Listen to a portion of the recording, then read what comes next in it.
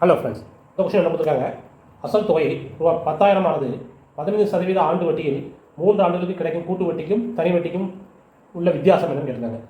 கூட்டு வட்டிக்கும் தனி வட்டிக்கும் வித்தியாசம் வந்து 2 ஆண்டுகள்லாம் ஃபார்முலா இருப்பேன். லாஸ்ட்டு இதில் பார்த்தோம். 2 ஆண்டுகள்லாம் என்ன ஃபார்முலா? Shortcut PR²/100².